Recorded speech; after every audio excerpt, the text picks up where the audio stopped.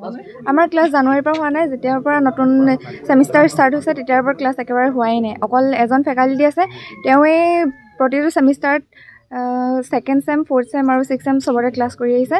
বহুত তাৰ মাজতে ক্লাছ হোৱাই নাছিলে, তেওঁলোকে আকৌ ফেকাল্টিজ কাৰণে গুৱাহাটী যাব লগা হৈছিল, তাত আন্দোলন কৰিছিলে। এতিয়া আকৌ ষ্টাৰ্ট হৈছে, লাষ্ট কালিৰ পৰা হৈছে ষ্টাৰ্ট। ইয়াৰ পৰা টোটেল 5জন গৈছে ফেকাল্টিজ, ৰিলিজ দিছে তেওঁলোকে।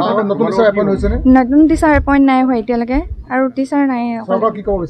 আমি তেওঁলোকক চৰকাৰক যাতে আমাক নতুন টিচাৰ দিয়ে, আৰু নহ'লে পুৰণা কেইজনকে যাতে ঘূৰাই দিয়ে। আমাৰ পঢ়াৰ মানে বহুতখিনি পৰিছে। এতিয়া ভালকৈ পঢ়িম বুলি আহিছিলোঁ, এজন যাতে ইঞ্জিনিয়াৰ হ'ব পাৰোঁ, ভাল চাকৰি এটা পাওঁ, কিন্তু একেবাৰে টিচাৰ নাই।